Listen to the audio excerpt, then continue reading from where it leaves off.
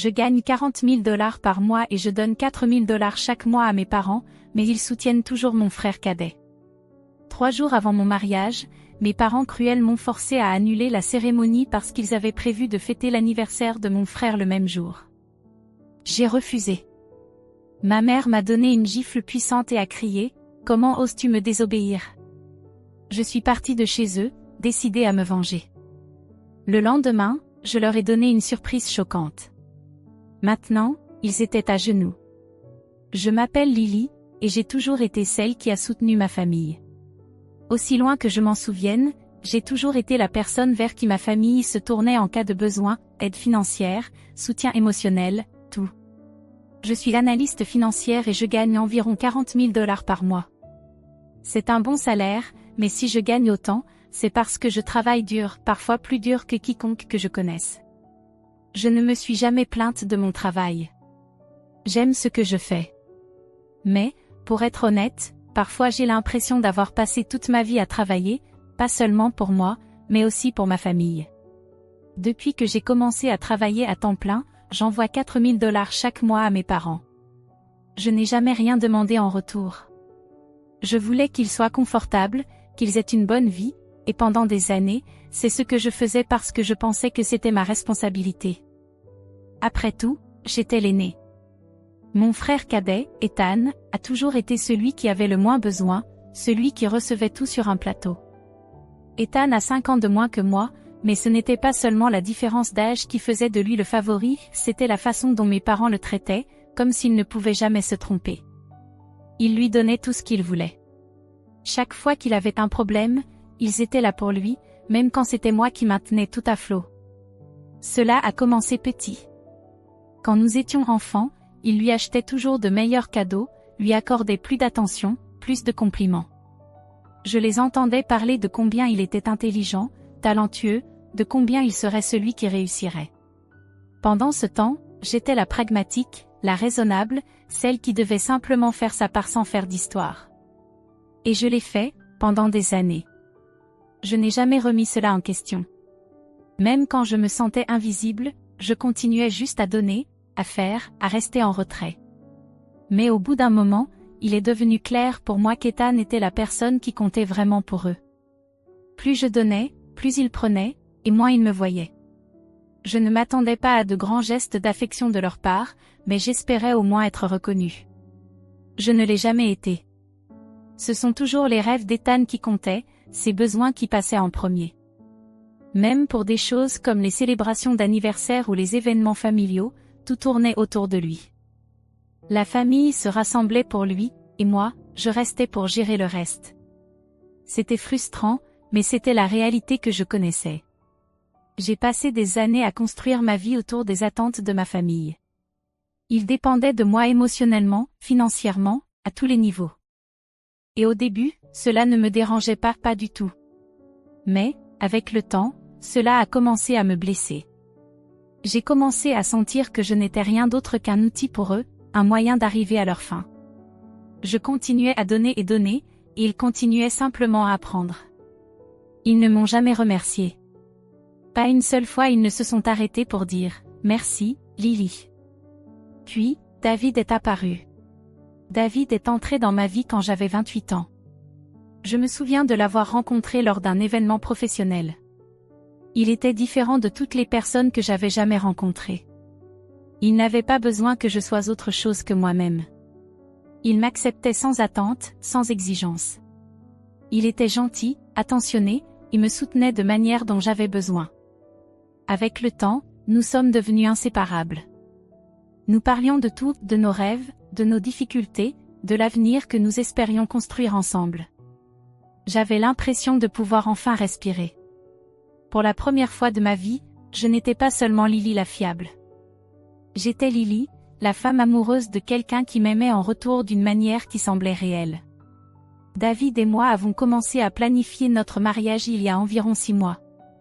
C'était la première chose que je faisais pour moi depuis longtemps. C'était mon moment, ma chance de créer quelque chose de beau, quelque chose qui m'appartenait. Nous avons trouvé le lieu parfait, un endroit charmant près de l'eau, et nous avons commencé à faire les préparatifs.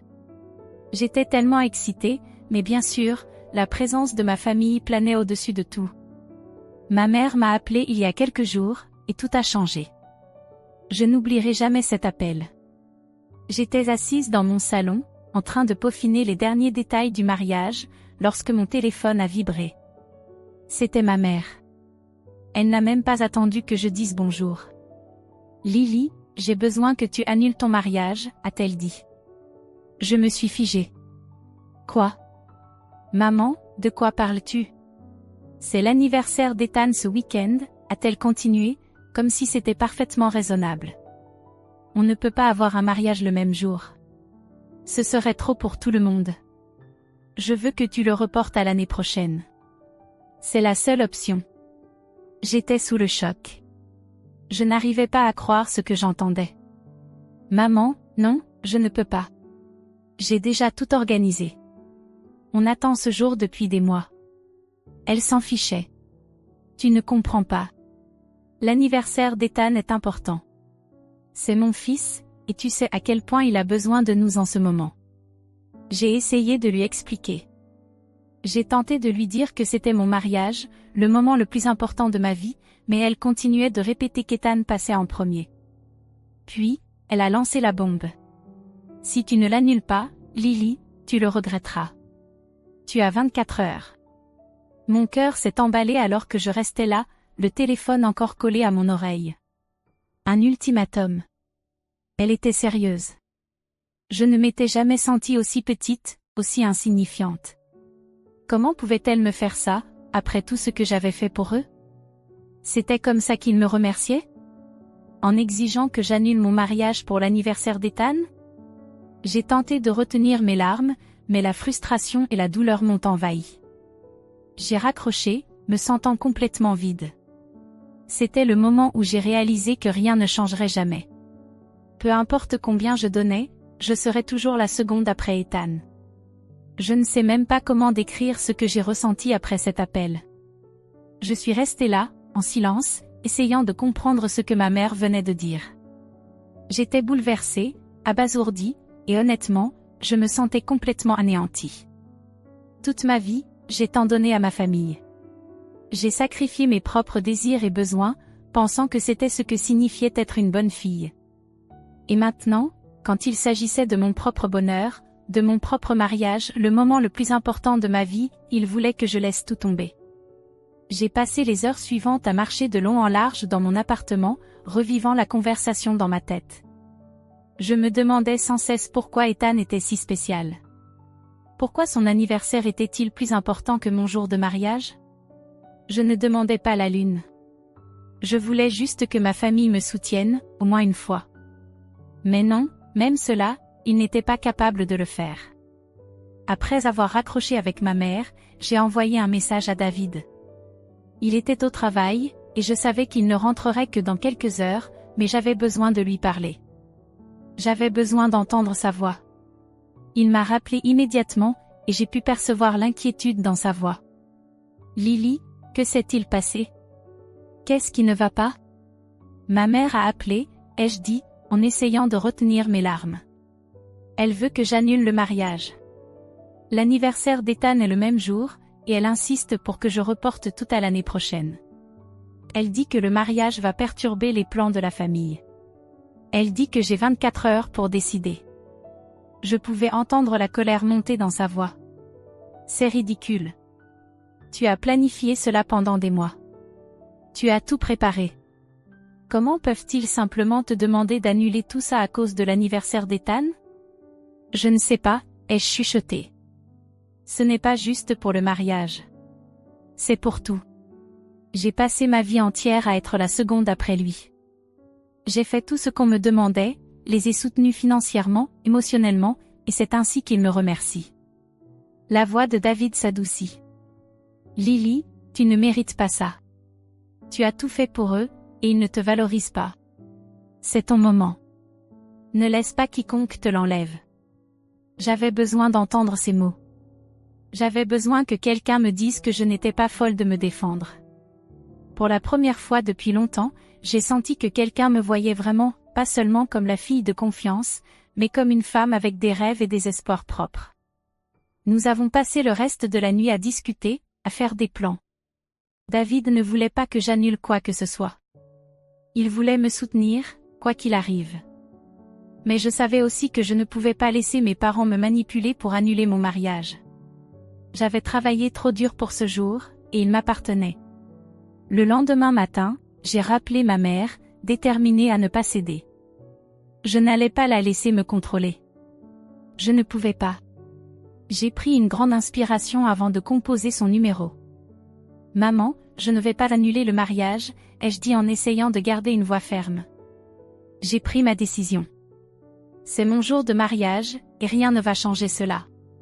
Elle est restée silencieuse un moment, puis sa voix est devenue froide. « Tu fais une énorme erreur, Lily. Tu es égoïste. Ce mariage n'est même pas pour toi. C'est pour notre famille. Mais je suppose que ça ne compte pas pour toi, n'est-ce pas ?» Ces mots m'ont profondément blessée, mais je n'allais pas les laisser m'affecter. « Désolée, maman, mais ce mariage aura lieu. Désolée si ça te blesse, mais je ne vais pas sacrifier mon bonheur pour quelqu'un d'autre. J'ai passé ma vie à mettre les autres en premier. Maintenant, c'est mon tour. » J'ai entendu sa respiration lourde de l'autre côté de la ligne, manifestement furieuse. « Tu vas regretter ça, Lily. Tu verras.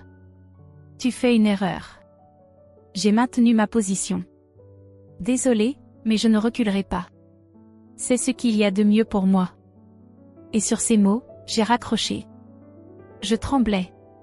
Je ne m'étais jamais opposée à ma mère ainsi. Elle avait toujours eu un tel contrôle sur moi, et maintenant je venais de briser ce contrôle. Mais à ce moment-là, j'ai réalisé quelque chose d'important. Je n'avais pas besoin de son approbation.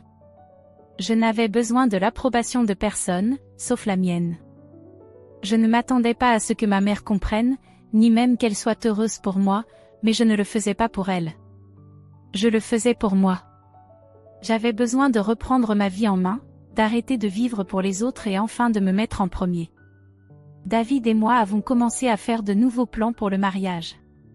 Maintenant, ce serait plus petit, juste des amis proches et quelques membres de la famille qui se souciaient vraiment de nous. Plus besoin de chercher à plaire à mes parents. Plus besoin de faire semblant que tout allait bien quand ce n'était pas le cas. Le lendemain, j'ai reçu un appel de ma tante Lucie. Elle avait entendu les rumeurs de ma mère et voulait s'assurer que j'allais bien. L'histoire que ma mère racontait, à propos de David et moi prétendument séparés et du mariage annulé, était complètement fausse. Tante Lucie était inquiète et voulait t'aider. « Tu n'as pas besoin de personne comme ça dans ta vie, Lily, m'a-t-elle dit. Ton mariage devrait être une célébration de ton amour, pas une tentative de plaire à tes parents. Nous serons là pour toi. » Je n'arrivais pas à croire le soutien que je recevais des gens qui se souciaient vraiment de moi. C'était comme si un poids se détachait de mes épaules. Ce soir-là, David et moi nous sommes assis pour faire des appels. Nous avons contacté nos amis et proches pour leur dire la vérité. Je n'allais pas laisser les mensonges de ma mère gâcher ce moment. Mon mariage allait avoir lieu, et j'allais faire en sorte qu'il soit exactement comme je l'avais rêvé, à mes conditions. Avec les jours qui passaient, une paix grandissante m'envahissait. Peu importait ce que ma famille faisait, j'allais réussir. Et j'allais le faire pour moi. Pour la première fois, je choisissais de me mettre en premier. Le mariage a été un tourbillon d'émotions. Ce qui devait être un jour de célébration s'était transformé en une bataille contre tout ce que je connaissais. Mais je n'allais pas laisser la manipulation de ma mère gâcher ce moment. David et moi avons décidé de poursuivre avec une cérémonie plus intime, entourée de ceux qui se souciaient réellement de nous. Les jours suivants, j'ai passé mon temps à tout organiser. C'était difficile, mais je ne laisserai pas le drame familial me voler ma joie. Je n'étais plus la femme qui s'excusait pour tout ou cédait aux exigences des autres. C'était mon moment. C'était entre David et moi, pour notre avenir. Bien sûr, David a été incroyable. Il était à mes côtés à chaque étape. Non seulement il m'a soutenu émotionnellement, mais il a aussi participé aux préparatifs, contacté nos amis proches et veillé à ce que chacun connaisse la vérité sur ce qui s'était passé. C'était touchant de voir à quel point David se souciait de moi, comment il était prêt à rester à mes côtés sans poser de questions. Avec lui, je me sentais plus forte, plus courageuse, plus confiante que jamais. Le jour du mariage est arrivé, et je ressentais une combinaison d'émotions. J'étais heureuse, mais il restait une part de tristesse. La famille pour laquelle j'avais tant donné, la famille à qui j'avais tout offert, n'était pas là, non pas parce que je ne le voulais pas, mais parce qu'ils avaient choisi de ne pas me soutenir. Ils avaient préféré mettre l'anniversaire d'Ethan et leurs propres égoïsmes avant moi. Cela me choquait vraiment. Mais en regardant autour de moi, voyant les visages de ceux qui étaient présents pour moi, de ceux qui se souciaient réellement, j'ai réalisé quelque chose d'important. C'était mieux ainsi. C'était réel. Ces personnes m'aimaient, voulaient le meilleur pour moi, étaient là non par obligation, mais parce qu'elles se souciaient vraiment de moi. Mon oncle Tom était là, tout comme ma tante Lucie, tous deux m'ayant soutenu. Quelques amis proches que nous avions invités, ainsi que la famille de David, étaient également présents. Ce n'était pas le grand événement que j'avais imaginé, mais c'était parfait. C'était honnête. C'était à moi. En échangeant nos vœux, entouré des personnes qui comptaient vraiment, une vague de paix m'envahit. Ce jour-là, je n'épousais pas seulement David. J'épousais aussi l'idée de l'indépendance, de me défendre, de choisir enfin mon propre bonheur au lieu des attentes de quelqu'un d'autre. La cérémonie fut courte, douce et incroyablement émouvante. Lorsque nous avons échangé nos vœux, j'ai entendu la voix de David trembler alors qu'il promettait de m'aimer pour le reste de sa vie. C'était réel. C'était le plus beau moment que j'avais jamais vécu, et je le faisais selon mes propres termes. Après la cérémonie, nous avons organisé une petite réception dans un restaurant local. Il y avait des rires, de la nourriture, de la musique, surtout, de l'amour. Les gens étaient sincèrement heureux pour nous, et pour la première fois, je sentais que je ne jouais plus un rôle. Je n'avais plus besoin de cacher mes sentiments pour maintenir la paix. Je n'essayais plus de me conformer à un modèle que ma famille avait créé pour moi. J'étais libre. Mais cette nuit-là, allongée à côté de David, la réalité de ce qui venait de se passer s'est installée. Je savais que rien ne serait plus pareil avec ma famille. Ils avaient fait leur choix, et moi le mien.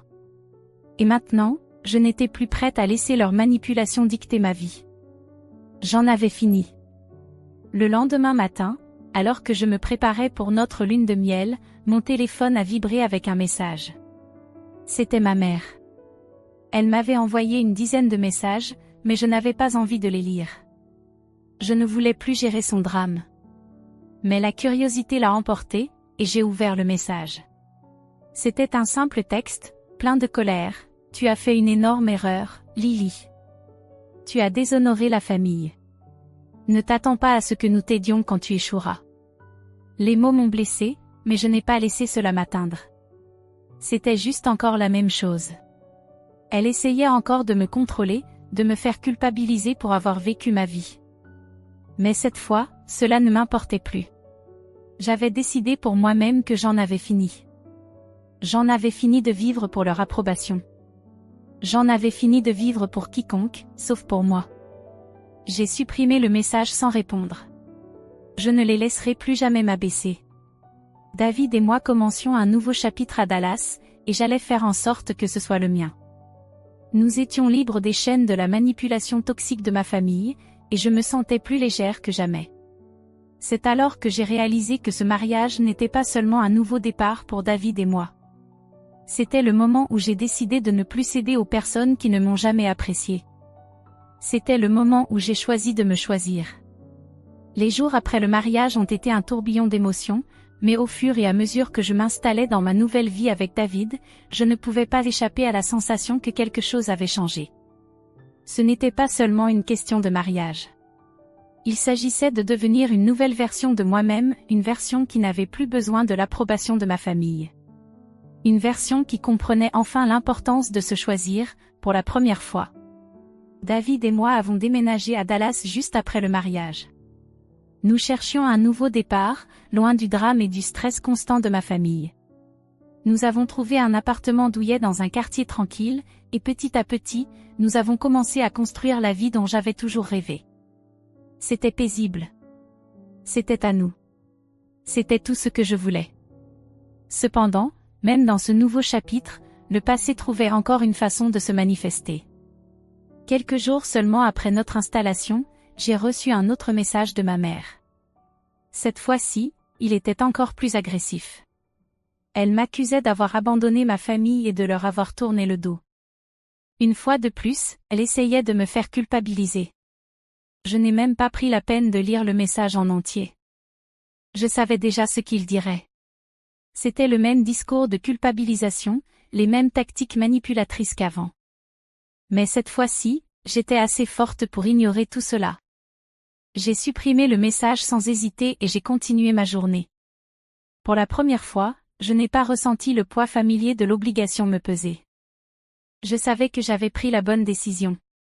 David a aussi remarqué le changement en moi. Il a vu le soulagement dans mes yeux. Je suis fière de toi, Lily, m'a-t-il dit un soir, alors que nous étions sur le balcon de notre appartement, regardant les lumières de la ville. Tu es allé si loin. Tu as construit une vie qui t'appartient vraiment. Tu es enfin libre. Ces paroles m'ont touché plus que je ne l'avais imaginé. Je n'avais pas réalisé à quel point je portais tout ce fardeau jusqu'à ce qu'il disparaisse. La pression de plaire à mes parents, la frustration constante d'être toujours en retrait par rapport à Ethan, la manipulation émotionnelle, tout cela était si lourd. Mais maintenant, j'étais libre. Je n'avais plus besoin de leur approbation. J'avais ma propre vie, mon propre bonheur, et c'était tout ce qui comptait. Les semaines ont passé, et la vie a commencé à ressembler à ce que j'avais toujours imaginé. David et moi sommes devenus encore plus proches, parlant de nos espoirs pour l'avenir, de fonder une famille, de bâtir nos carrières, en nous soutenant toujours mutuellement. Je savais que j'étais là où je devais être. Puis, un après-midi, j'ai reçu un appel de mon cousin Jake. Il avait entendu parler du mariage et de tout ce qui s'était passé avec mes parents. Il m'a appelé pour s'excuser au nom de la famille. Je ne comprends pas pourquoi ils t'ont fait ça, Lily, a-t-il dit. Tu mérites bien mieux que la manière dont ils t'ont traité. Je suis désolée. Je ne m'attendais pas à des excuses. Honnêtement, je ne pensais pas en avoir besoin. Mais entendre ça de Jake, quelqu'un qui a toujours été gentil avec moi, m'a fait réaliser qu'il y avait encore des gens qui se souciaient de moi, qui me voyaient pour ce que j'étais réellement. Au fil des mois, j'ai commencé à reconstruire des relations avec certains membres de la famille qui m'ont toujours soutenu, ma tante Lucie, mon oncle Tom et quelques bons amis. Ce sont eux qui comptaient vraiment. Ils n'ont jamais essayé de me contrôler, et je n'étais pas juste un soutien émotionnel ou financier pour eux. Ces relations sont devenues plus fortes, mais ma relation avec mes parents, ça ne serait jamais plus comme avant. Je ne pouvais pas oublier ce qu'ils avaient fait. Ils avaient tenté de me manipuler pour que j'annule mon mariage et avaient toujours mis Ethan au-dessus de moi. Peu importe à quel point je voulais réparer les choses, je savais, au fond de moi, que je ne pouvais pas retourner dans ce cycle toxique. Un jour, j'ai vu un message de ma mère. C'était simple, tu me manques, Lily. S'il te plaît, appelle-moi. Je suis restée à regarder l'écran, ressentant ce tiraillement familier de la culpabilité. Mais je savais pourquoi j'avais combattu. J'avais choisi mon bonheur, mon indépendance. Je n'allais pas faire marche arrière. J'ai répondu, je suis heureuse avec la vie que j'ai construite. Je ne peux pas revenir en arrière. J'ai besoin d'avancer. À ce moment-là, j'ai ressenti la paix. J'avais fait le choix de laisser le passé derrière moi et, en regardant ma vie avec David, je savais que j'étais vraiment libre. Pour la première fois de ma vie, je vivais pour moi-même, et cela valait tout.